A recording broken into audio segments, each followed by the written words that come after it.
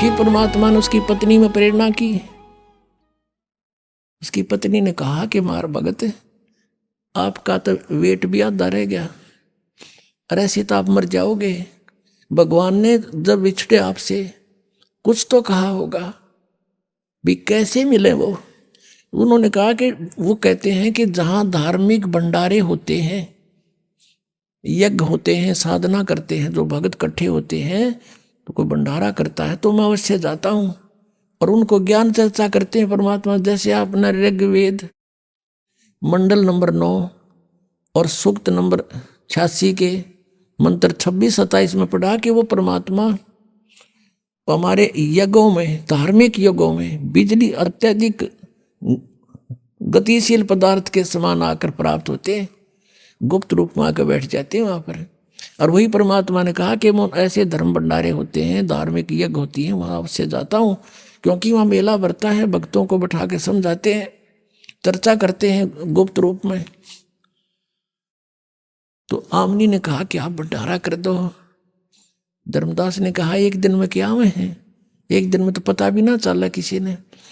आमनी बोली तू कर ले जितने दिन का करना हो, कि 3 दिन का करना पड़ेगा, अब 3 दिन का कर ले। उसने 3 दिन का भंडारा, धर्म भंडारा दिन निश्चित कर दिया। आसपास सब चिट्ठियां भिजवा दी कि दूर तक।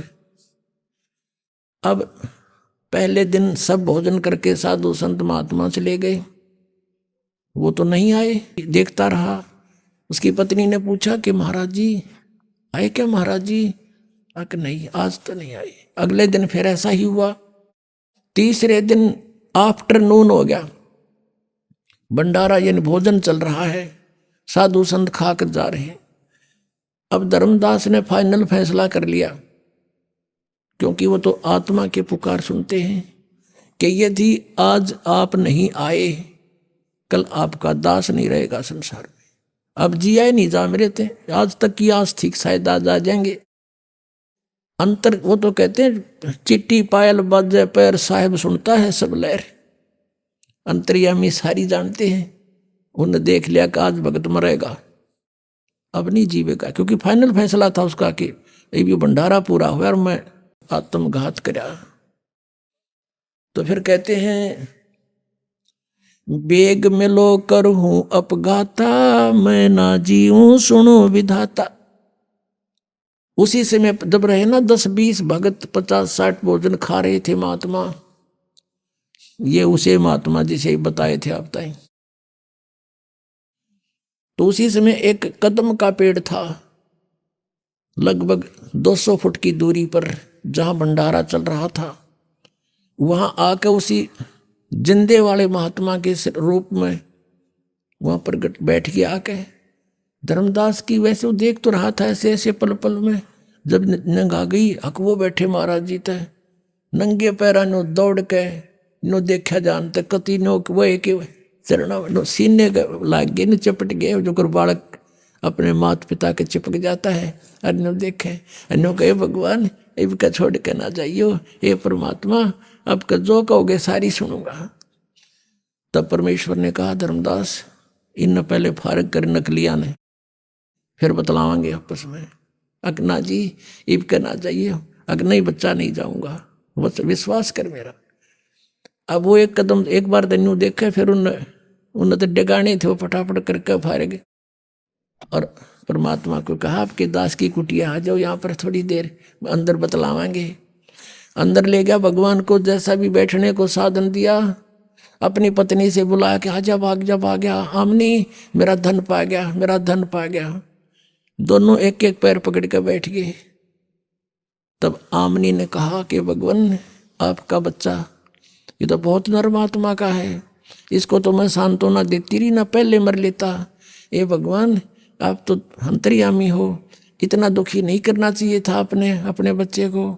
तब परमात्मा ने कहा कि आमनी यो काल का दूत हो रहा था, ये जिसको मैं 2 बार मिला इसने सारी बात मानी, फिर कितन कितन काल फिर इसका आंट लगा देता।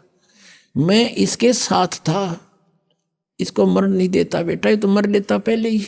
इसका बड़ का डैमन है, इसका लोहा गर्म किया है, अब लोहा गर्म होए बिना चोट मारे जाओ तो उसका कोई फायदा नहीं।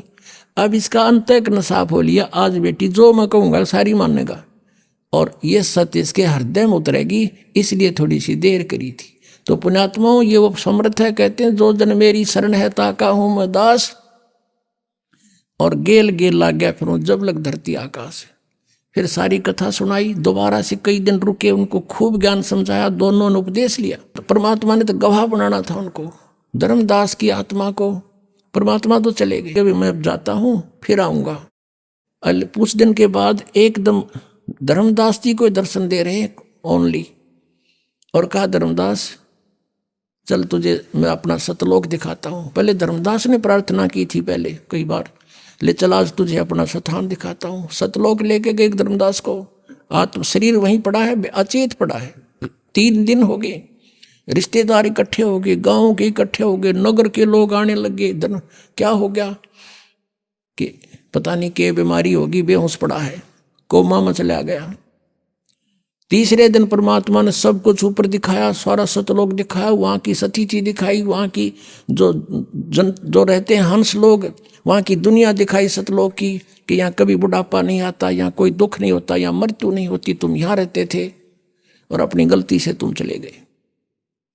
अब धर्मदास कहता है भगवान मुझे यहीं रख लो, अब वापस ना भेजो प्रभु, मुझे यहीं रख लो, मत भेजो महाराज, काल की नगरी है मोहे राख लियो महाराज, काल की नगरी है मोहे, मत भेजो महाराज हमसे बिगड़ी है। वहां जाके पता चलता है कि सचमुच हमने जुल्म किया, यहां से गए किस कारण से गए, और रो है, बहुत बुरा हाल कर दिया भगवान, वापस ना भेजो, तो बहुत बड़ी स्थान है। तो परमात्मा ने कहा तो जा बेटा, यहां ऐसे नहीं आया जाता, न तो मैं सारे ले आऊं एक बार, तुम अपनी मर्जी से गए हो, अपनी इच्छा से वापस आओगे, और इतने ही धनी बनकर आओगे जितने धनी यहां से बनकर गए थे। जितने धनी तुम यहां थे भक्ति के शक्ति, इतनी नीचे इकट्ठी करनी पड़ेगी। उसका मैं एक मंत्र दूंगा, तू चल वहां पर, और मंत्र दूंगा तुझे सतनाम, उसका सिमरण करना, उसके भक्ति के धन से तुम वापस आओगे। ऐसे नहीं बेटा बात बनेगी। तीसरे दिन जब वापस आत्मा छोड़ दी तो वो जा गया। तब उसको पता चला कि ये भगवान तो वहां काशी में रहता हूं, सतलोक से जाकर पता लगा। वहां से चल पड़ा पैदल, बनारस में पहुंचा, रामानंद जी के पास पहुंचा, वहां से पता चला कि कबीर मेरा शिष्य है लेकिन मेरा गुरु भी है। तब मालिक से वहां मिले, फिर कहा कि हे भगवान आपने मेरी आंखें खोल दी, परमात्मा दीक्षा दो अब दोबारा। नए सिरे तो मालिक ने उपदेश दिया, सतनाम दिया, उसकी मोक्ष किया, सारनाम दिया और उसका कल्याण किया। बोलो सतगुरुदेव की जय हो।